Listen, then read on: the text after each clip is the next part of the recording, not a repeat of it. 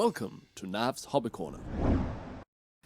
In today's video, I'm gonna give you guys a bit of storytelling about the beginning of time, according to the Necron Codex 3rd edition. Since so many of you seem to like my little narration on Tusca, I decided that I would do one about the Necron beginnings as well. Enjoy. And I forgot to mention, and it's gonna come in 2 parts. Now, onto the story. The beginning of time.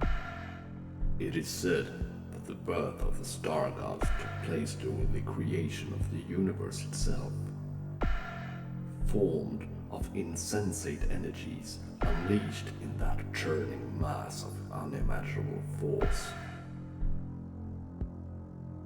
In this anarchic interweaving, the sea of stars began to swirl and eddy into existence, and for an age the universe was nothing more than hot gas and dust ruled over by the incomprehensible forces of billions of young suns.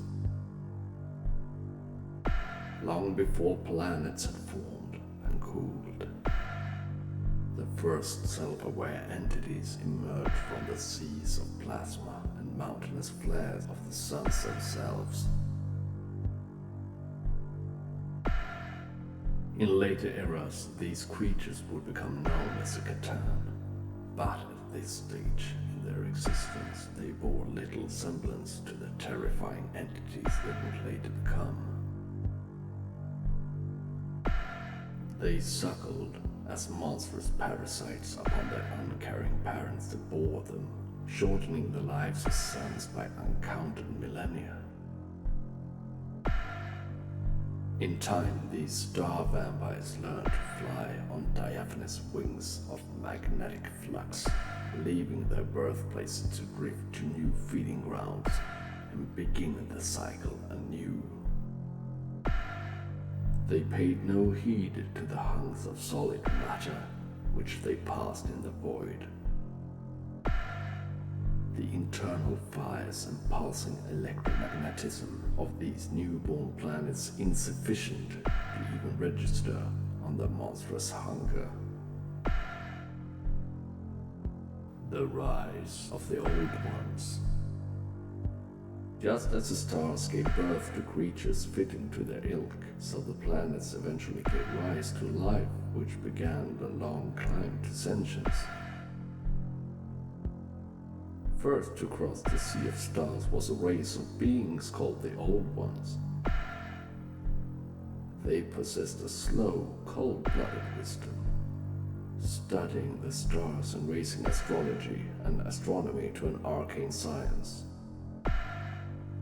Their understanding of the slow dance of the universe allowed them to manipulate alternate dimensions, and they undertook great works in psychic engineering.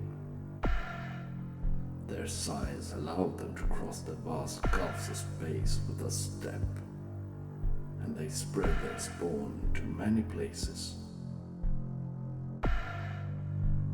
The Old Ones understood that all life is useful, and where they passed, they kindled new species and impregnated thousands upon thousands of worlds to make them their own.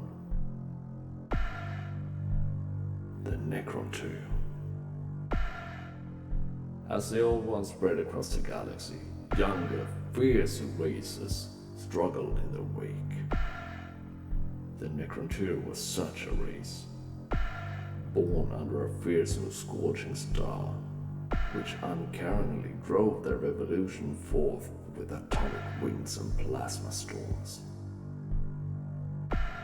What little information is known of the Necron 2 tells that their lives were short and uncertain,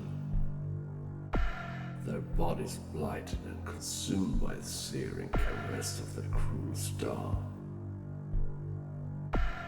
They were a mercurial, morbid folk, their precarious lifespans riven from the cradle to grave with constant loss.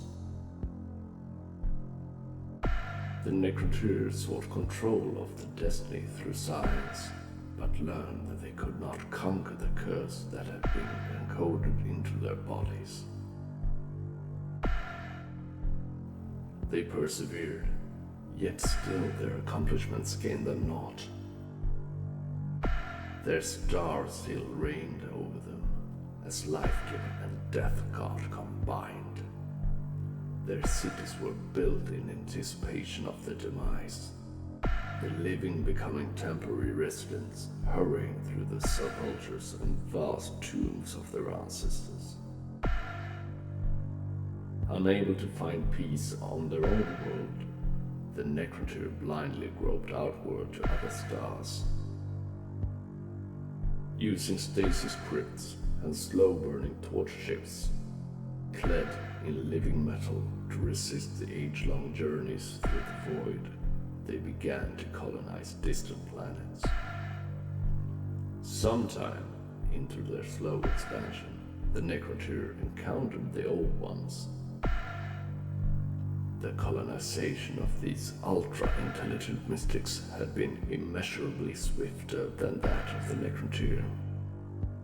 That, and their immense longevity, nigh immortality, kindled a burning hatred in the Necrotyr, which aided them spiritually as much as their hideous cancers consumed them physically. Why should one race be granted such long lives, while their own were cut so cruelly short? Jealousy begets hatred, and the Necrotyr turned their entire civilization towards destroying the Old Ones and their spawn.